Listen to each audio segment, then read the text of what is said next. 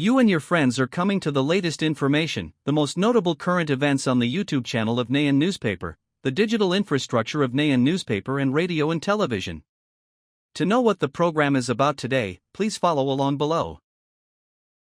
On the morning of September 20th, Polish and Allied fighter jets were scrambled after Russia launched a large-scale airstrike on Ukraine, including raids on targets near the western border with Poland. The Polish military posted on social media X that due to the activities of the Russian long-range aviation, which carried out airstrikes on the territory of Ukraine, the Polish and Allied air forces began operating in our airspace. Pairs of fighter jets were deployed and ground-based air defense systems and radiolocation systems were put on maximum alert. It was previously reported that from the night of September 19th to the morning of September 20th, Russia launched 570 attack UAVs and various decoy UAVs into Ukraine. Moscow also said that 8 ballistic missiles and 32 cruise missiles were launched in this attack. This is considered one of the largest Russian airstrikes on Ukraine since the conflict began. Ukrainian President Vladimir Zelensky said that Ukraine had been subjected to a fierce attack from Russia all night. He added that 3 people were killed in the Russian airstrikes and dozens of others were injured. According to Mr. Zelensky, in the latest Russian airstrikes, a missile hit an apartment building in the city of Dnipro, central Ukraine.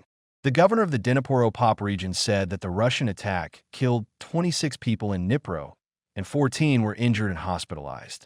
A 55-year-old man with burns to 70% of his body is in critical condition. Meanwhile, on the same day, the Russian Defense Ministry confirmed that on the night of 19 to March 20th, the country's air defense shot down 149 Ukrainian UAVs in many areas such as Rostov, Saratov, Pryong, Samara, and the Crimean Peninsula. Saratov governor said windows were broken in 2 residential buildings and a woman was hospitalized. Video appeared on social media showing Ukraine attacking an oil refinery in the area. The D-Analysis commented that both Russia and Ukraine are continuing attacks on each other's infrastructure. Ukraine has persisted in its campaign against oil refineries, which is believed to have crippled nearly a fifth of Russia's refining capacity. On September 20th, the Ukrainian Air Force released a video showing F-16 fighter jets and mobile air defense units shooting down a Russian-bound UA drone in the sky. According to Reuters, President Volodymyr Zelensky said that Russia launched a massive attack with drones and missiles on Ukraine on the night of September 19th, killing 3 people, injuring dozens, and damaging infrastructure and homes. In a statement posted on the Telegram app, Mr. Zelensky said that Russia launched about 580 drones and 40 missiles against infrastructure, manufacturing companies, and many other targets in many regions across Ukraine. According to the Ukrainian Air Force, the Air Defense Forces shot down 552 drones and 31 missiles to attack Ukrainian cities far from the front line. Russia appears to have changed its tactics, now launching hundreds of drones in a single wave instead of just a few dozen as in the first phase. Ukraine often responds with drone attacks that extend deep into Russian territory, hitting oil refineries, fuel depots, and logistics centers. Meanwhile, the Defense Ministry claimed that the ground forces repelled massive attacks in the 2 provinces of Vodkaz and Rostov and confirmed that air defense systems detected and shot down 149 fake Russian UAVs, recording 1 injury in the province of Saratov. During a recent press conference in Kyiv with Polish Defense Minister Władysław Kosyniak-Kamysz, Ukrainian Defense Minister Denis Mian announced that the country is preparing to boost its air defense capabilities with a fleet of 1,000 interceptor UAVs deployed daily. The move comes as Russia continues to conduct daily UAV attacks on Ukraine's military and energy infrastructure. In these attacks, Russian forces typically launch between 100 and several hundred long-range attack UAVs carrying explosives. Earlier assessments had predicted that Russia could reach the capacity to deploy up to 1,000 UAVs per day by this fall. According to Suspine, Mr. Mian said that Ukraine's goal is to surpass Russia's current UAV deployment, which sometimes reaches around 800 per night. To do that, he confirmed that Ukraine is aiming to operate no less than 1,000 interceptor UAVs per day. At the press conference, Mr. Shirhan announced that this number will be achieved. I cannot say what level we are at now. but it will be deployed in the near future. He stressed that the goal is not far-fetched and work is progressing according to plan. However, Mr. Sherman clarified that UAV production is not the limiting factor in reaching the 1,000 interceptor milestone.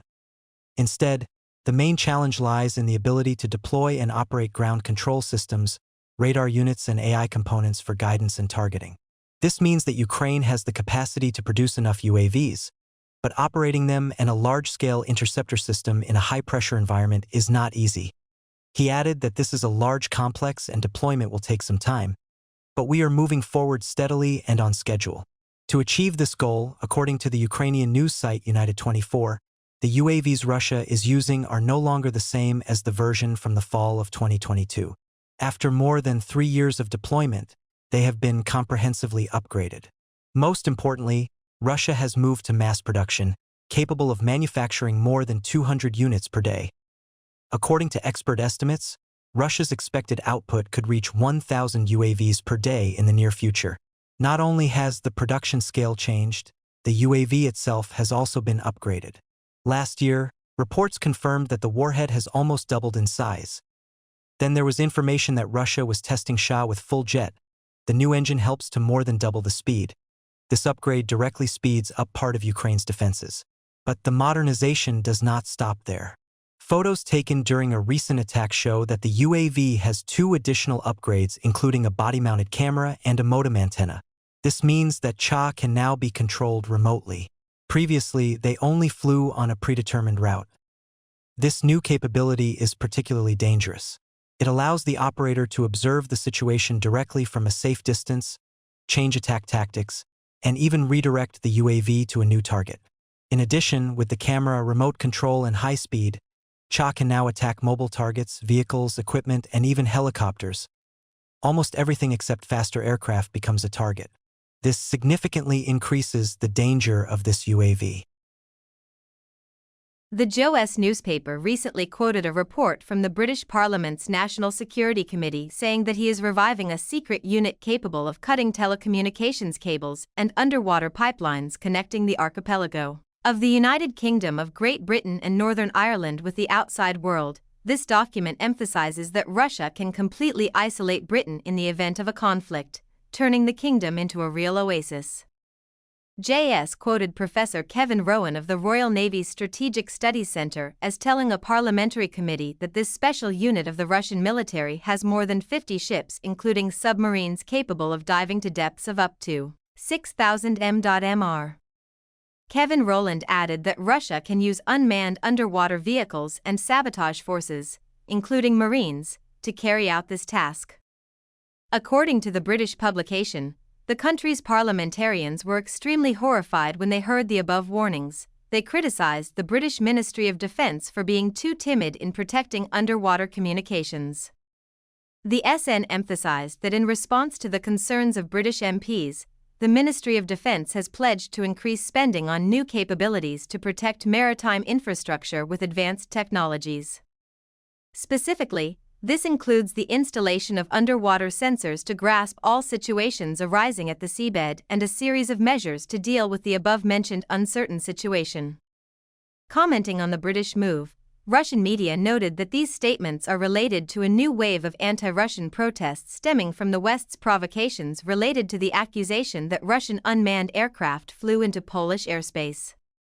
It is worth noting that both President Vladimir Putin and Moscow government officials have repeatedly stressed that Russia has no intention of going to war with the North Atlantic Alliance, and that the baseless accusations of European politicians and media only serve to deepen the conflict between the two sides.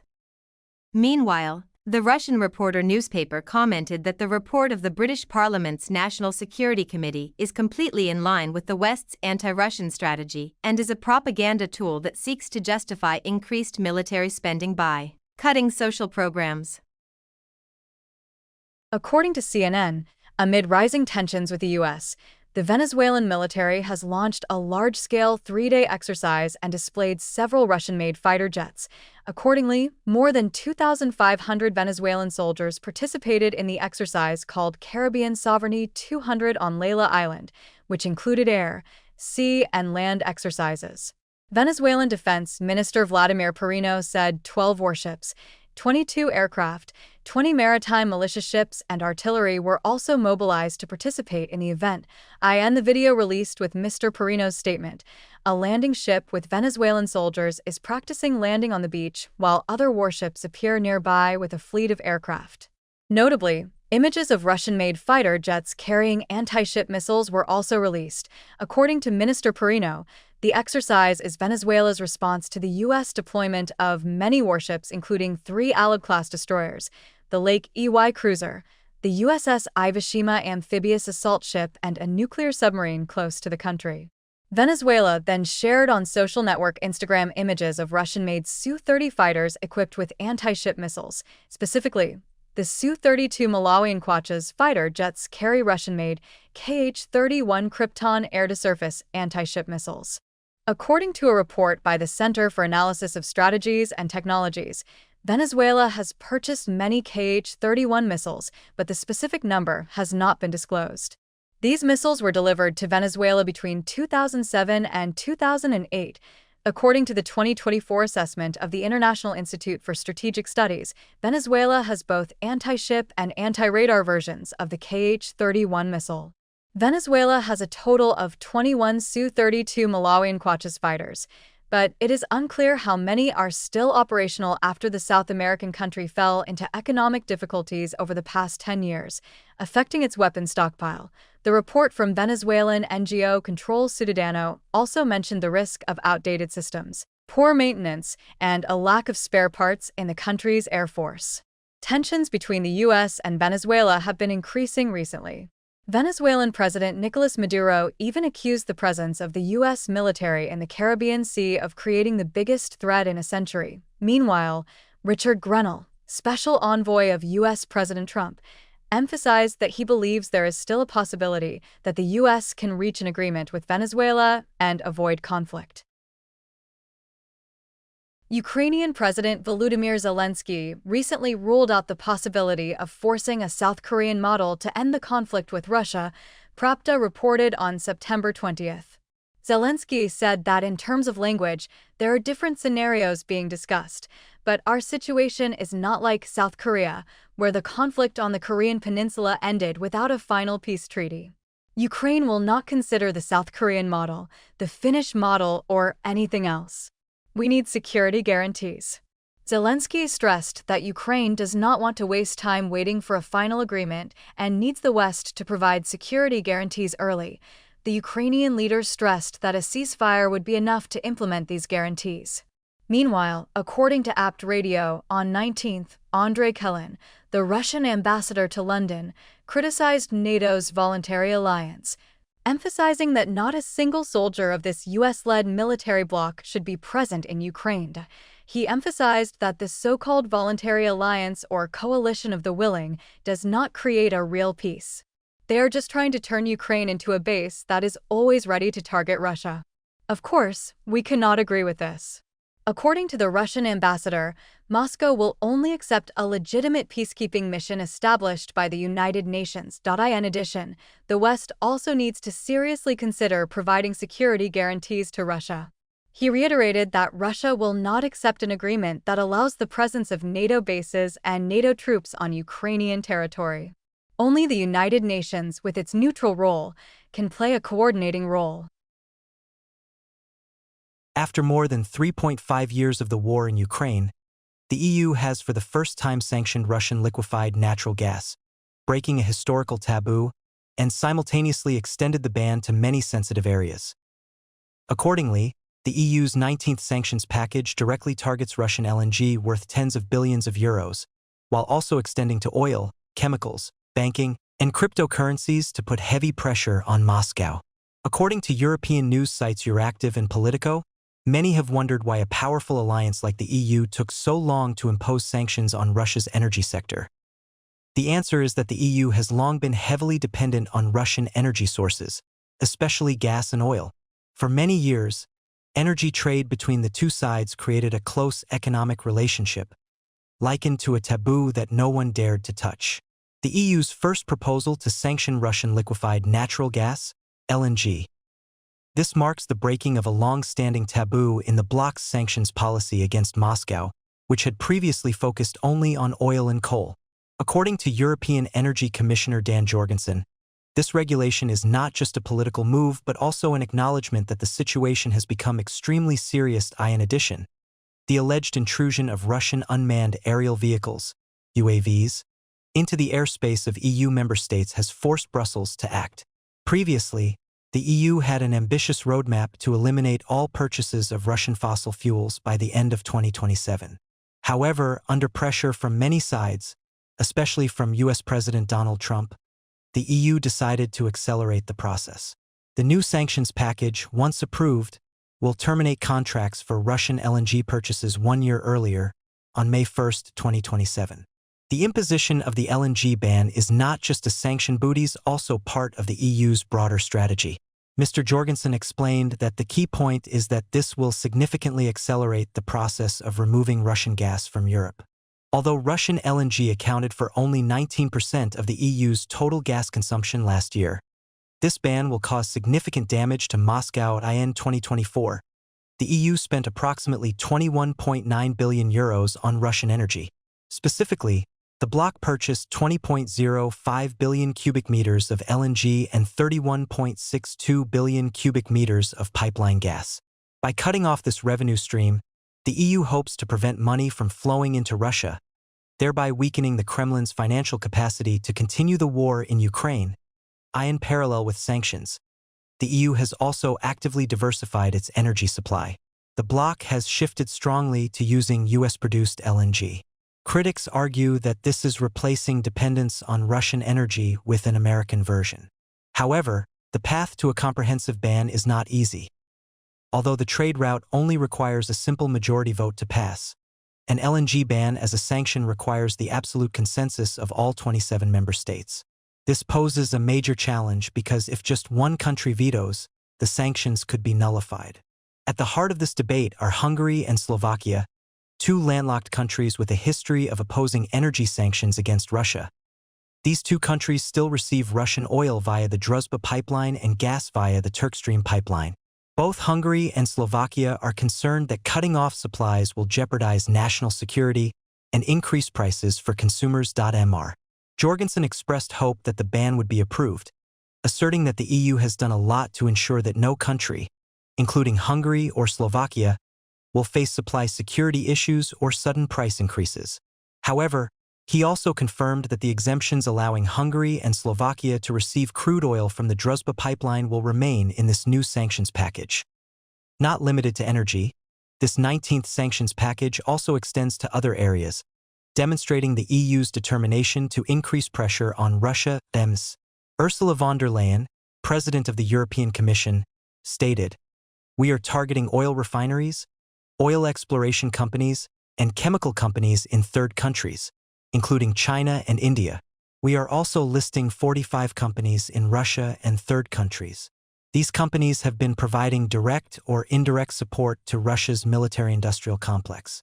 The EU's High Representative for Foreign Affairs, Cass, confirmed that the European Commission proposed sanctions against companies from third countries, including China, for allegedly supporting Russia's military-industrial complex. 2 EU diplomats revealed that up to 12 Chinese entities and 3 Indian entities are proposed to be blacklisted. Additionally, the sanctions also target Russia's secret oil transport fleet, cryptocurrency platforms, and foreign banks linked to Russia's payment system. Both major energy companies, Rosneft and Gazprom, will also be completely banned from trading. According to Ukraine's sanctions official, Mr. Vladislav Vlasic, while still hoping for tougher sanctions, the EU highly appreciates the efforts partners have made so far. Mr. Vlasic also believes this is just the beginning and there will be more positive developments in the near future. Reacting to the new sanctions, analyst Kman of Finam told Russian news agency RA Novity that the new EU sanctions, including potential restrictions on third country companies buying Russian oil, will not affect Russia's crude oil exports. "We do not expect the new sanctions to have any impact on Russian oil exports or the global market, as this is not the first time the EU has imposed restrictions on third countries. Let me remind you that one of the previous sanction packages targeted, for example, India's Nayara oil refinery. But that did not prevent this refinery from continuing to buy and refine Russian oil. Russia has repeatedly stated that the West made a serious mistake by refusing to buy energy resources from Russia. This will lead to a new, stronger dependence due to rising prices. Moscow noted that countries that refuse to buy energy resources from Russia are still buying at higher prices through intermediaries and will continue to buy Russian coal, oil, and gas. It can be said that the EU breaking the taboo with Russia is not only a political move but also a turning point in energy strategy. It shows a major shift in Europe's approach to Moscow and strengthens their commitment to supporting Ukraine despite internal risks and challenges. On September 21st, Poland's TVP World reported that recent Russian airspace violations on NATO's eastern flank have raised new concerns in a region already tense since Moscow launched its military campaign in Ukraine in 2022. In the latest incident on March 19th, a Russian military aircraft reportedly violated Estonian airspace for 12 minutes, marking Moscow's third violation of NATO airspace in less than 2 weeks, then called the incident an unprecedented act of arrogance. Estonian Prime Minister Kristen Mikke also announced that the Baltic nation had requested the activation of NATO's Article 4, which requires member states to consult when a country believes its territorial integrity or security is threatened. Amid a growing number of Russian airspace violations, which many EU officials see as a deliberate attempt by Moscow to challenge NATO's defense capabilities, Defense Minister Lva Sakhalin has suggested that European members of NATO could learn from fellow alliance ally Thursday Knee Kentucky. On the social media platform X, Ms. Sakhalin wrote, "NATO's borders in the northeast are being deliberately tested. We need real action." Turkey set an example 10 years ago which is worth pondering. Ms. Sakhalin was referring to Thursday Nikai's shooting down of a Russian Su-24 in 2015. Meanwhile, Minzadak, head of the International Policy Department, the Polish president's foreign affairs advisory body, said that Warszawa fully supports Estonia's request to trigger NATO's Article 4. Arpidak said the Estonian side, through the Prime Minister, had requested to start consultations under Article 4, as Poland did a few days ago after the drone incursions. "We will most likely participate in these discussions, but there must be a political and economic response to Russia's provocative actions." Arpidak added that this was part of a provocation and an attempt to once again test and escalate tensions not only in the countries whose airspace was violated, but also in the entire North Atlantic alliance. For its part, the Russian Defense Ministry denied allegations that the MiG-31 fighter jets violated Estonian airspace. According to the Russian state news agency TASS on March 20th, the Defense Ministry of this country announced that the flight of the MiG-31 aircraft was carried out in accordance with international airspace regulations. It did not violate the borders of other countries, and this was confirmed by surveillance shortly. The statement of the Russian Defense Ministry also stated that during the entire flight, the Russian aircraft did not deviate from the designated flight path and that the flight path was over the neutral waters of the Baltic Sea, more than 3 kilometers from Vainu Island. Russia had previously denied allegations by Romania, a NATO member state, that the Moscow drone had intruded into its airspace. Moscow stressed that no evidence had been presented to prove that the drone belonged to Russia.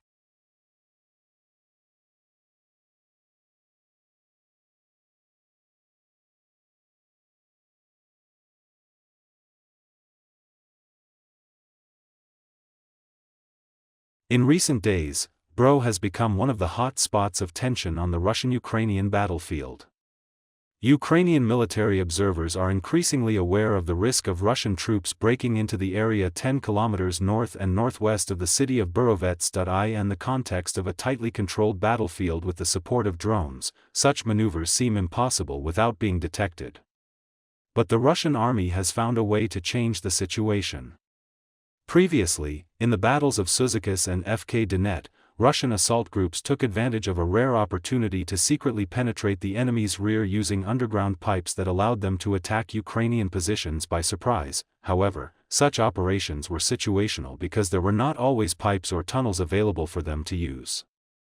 But now, the same principle is being applied near Borovets, although there are no pipes or tunnels.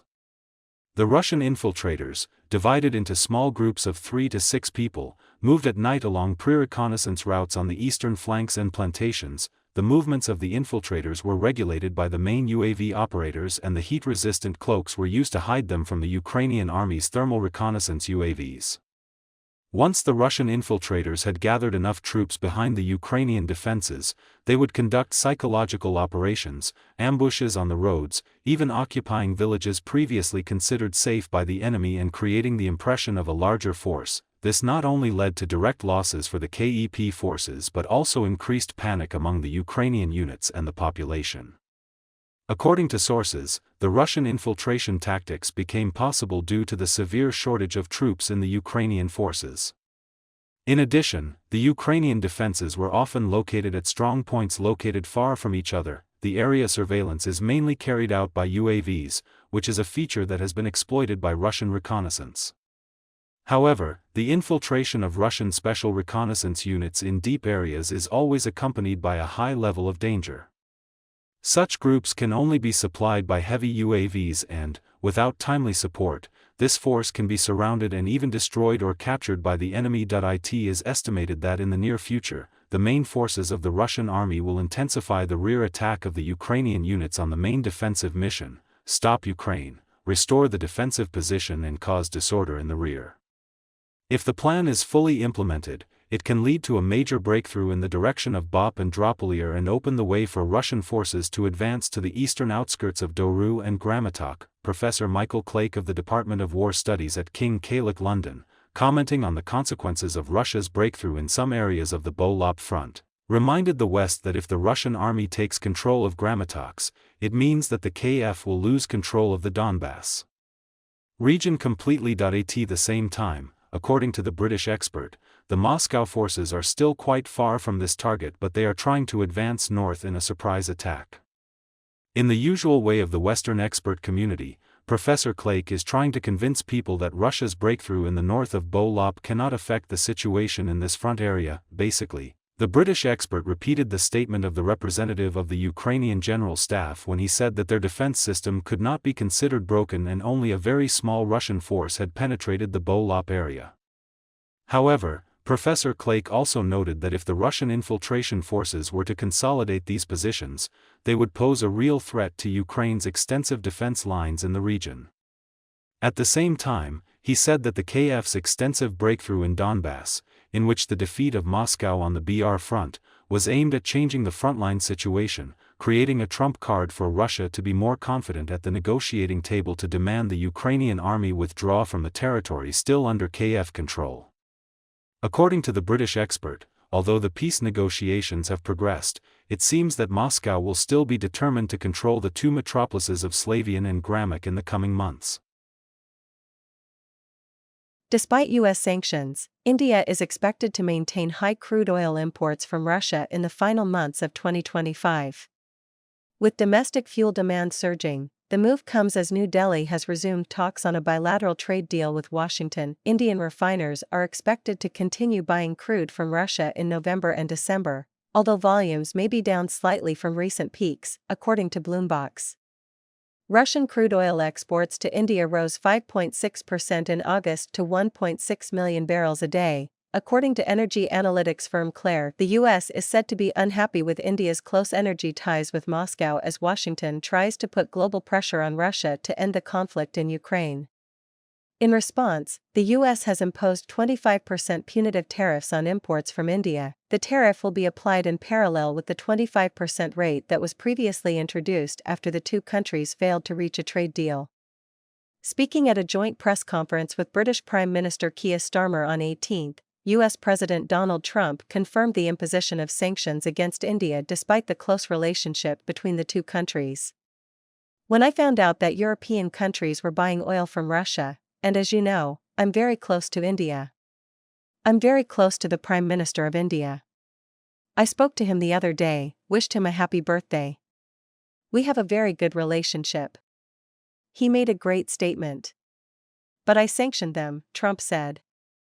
But the Indian side remains optimistic about the prospects for a trade deal. India's chief economic advisor, Anant Nageswaran, said he believes the U.S. could soon lift the existing punitive tariffs or reduce them to 10 to 15%. Earlier, a U.S. delegation led by Trade Representative for South Asia Brandon Lych held a new round of talks in New Delhi with Indian Commerce Ministry officials. According to an official statement, the two sides had positive and promising discussions, opening up the possibility of resuming the process towards a deal bilateral trade agreement in the near future.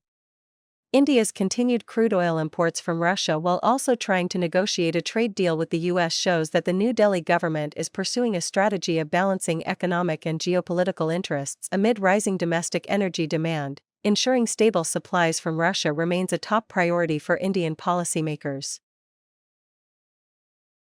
According to The Atlantic magazine, the US has decided to suspend a number of important arms sales to European allies, including the Patriot's air defense system, in order to focus on replenishing its domestic weapons stockpile. Typical, according to two government officials. The US unexpectedly refused to sell the Patriot system worth billions of US dollars to Denmark after many weeks of negotiations. This decision was made after the Pentagon identified a serious shortage of some strategic weapons. Previously, U.S. Deputy Secretary of Defense Andrew Combie expressed his opposition to a number of foreign arms sales contracts with the State Department. He specifically opposed the sale of the Patriot system to Denmark on the grounds that this is a rare weapon and should be prioritized to serve domestic needs. This move by the U.S. risks causing many serious consequences in addition to creating new tensions with European allies and reducing U.S. military influence in the region. This decision could also cost billions of dollars to both the public and private sectors, leading to job losses in the defense industry, limiting product expansion and reducing research and development activities.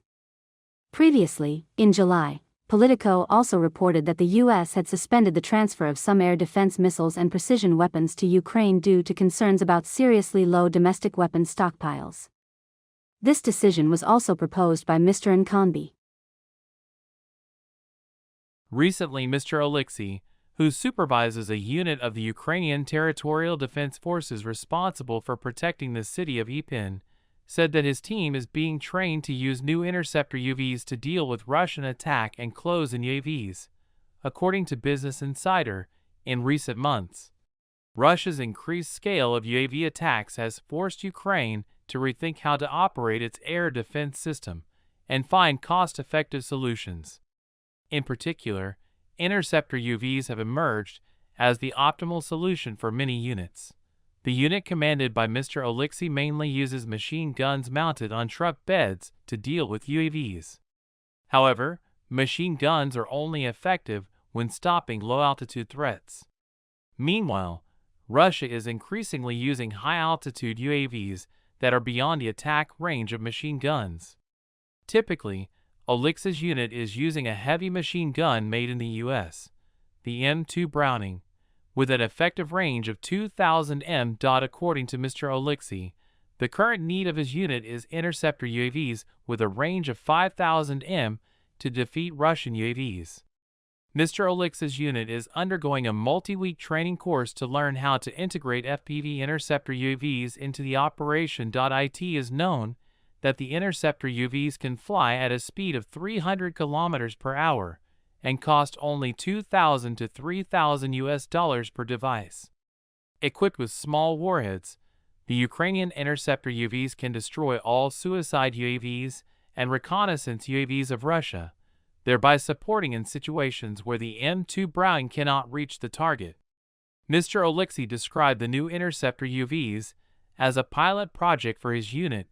He also emphasized that the soldiers are always ready to apply new innovative technologies to increase the effectiveness of air defense operations.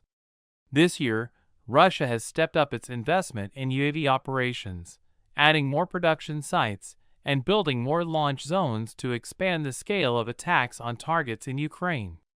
Every month, Russia is producing thousands of UAVs for attack cameras modeled after Iran's UAVs. Moscow has also demonstrated its ability to launch hundreds of UAVs into Ukraine every night. According to recent Western assessments, in the future the number of UAVs that Russia launches every night could increase to 2,000. To cope, Ukrainian manufacturers are also stepping up the production of low-cost interceptor UAVs, after President Vladimir Zelensky set a new target for companies to produce 1,000 UAVs a day. NATO members are also joining in to help. Typically in September, the UK announced that it would jointly develop thousands of low-cost interceptor UAVs for Ukraine. The U.S. has recently been looking to re-establish its military base in Afghanistan. However, the Taliban, the force in power in Afghanistan, has said it will not abandon the Bram Air Base, despite U.S. President Donald Trump saying on May 18 that Washington plans to retake control of the base. The U.S. abandoned BR just before the Taliban takeover in 2021.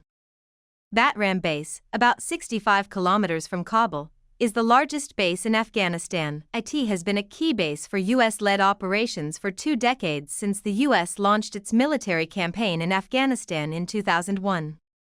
Speaking during a state visit to the UK, Mr. Trump said he wanted the base back because of its strategic location near China. Taliban Interior Ministry spokesman Mudi Adan Martin Kwan told The Telegraph that Mr. Trump's statement was far from the truth, ruled out handing over control of the base to the U.S. forces and stressed that we will never hand over Pakram to anyone. Those statements are baseless. Zaki Zalan, a Taliban foreign ministry official, also said that Afghanistan and the U.S. need to talk to each other, but not for the U.S. to maintain a military presence anywhere in Afghanistan. The two countries can build economic and political relations based on mutual respect and common interests, he added. During its 2 decades of military presence in Afghanistan, the U.S. has turned Batram into a giant complex that can accommodate tens of thousands of troops, restaurants, and shopping malls. UAV fighters and transport planes operate around the clock from the base's 2 runways. The Pentagon abandoned the base in a hasty withdrawal from Afghanistan shortly after the Taliban launched a campaign to regain power in 2021. The loss of BR is seen as a strategic and moral loss for the U.S. Mr. Trump has repeatedly criticized the U.S. for losing control of the base since returning to power. The Taliban's foreign policy, spokesman Kwan asserted, is based on balanced relations with Western, Eastern, and regional countries. We do not seek conflict with anyone. He said the Taliban has achieved many successes in its internal policies and does not need outside interference. An example, the war on drugs, he said, was clearly a war on drugs, asserted that while the previous administration received huge sums of money in the name of fighting drugs, Afghanistan under our leadership is moving towards eliminating drugs and smuggling, bringing the country close to zero. Earlier this year, the Taliban signaled its willingness to improve relations with the U.S. administration. Sir Mohammad Abbas Ani Qazi, a former Taliban deputy foreign minister, described Mr. Trump as decisive and courageous and called for friendly relations with Washington. He said Afghanistan, the Emirates' tone, is always open. If they want to be friends, we will shake hands and be friends.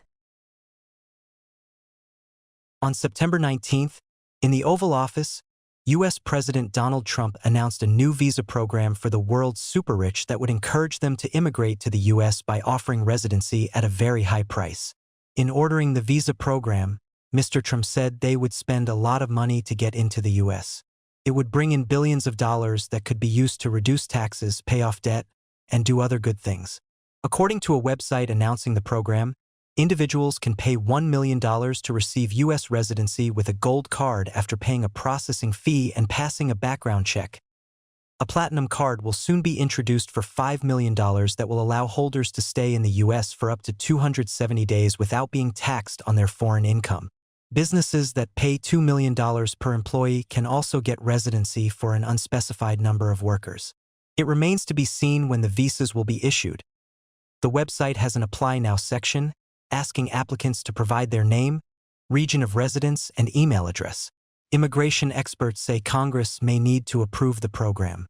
Commerce Secretary H.W. Ludnick has predicted the plan could bring in more than $100 billion for the U.S. government. Trump unveiled the gold card in February, promoting it as an initiative to attract investment, create jobs, and provide revenue to reduce poverty.mr. Ludnick was at the White House on March 19 to join Mr. Trump in announcing the initiative. The visas for the super-rich are part of Mr. Trump's efforts to overhaul the immigration system, which includes stepping up deportations of undocumented immigrants. Mr. Trump said he wants to expand the legal path to U.S. citizenship, especially for high-income individuals.mr.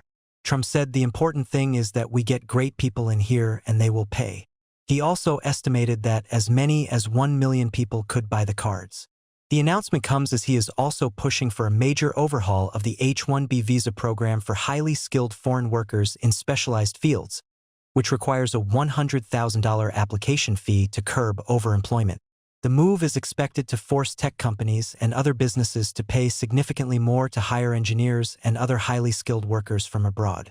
Mr. Trump said tech executives would be very happy with the Golden Visa program because it would allow them to bring more workers into the United States.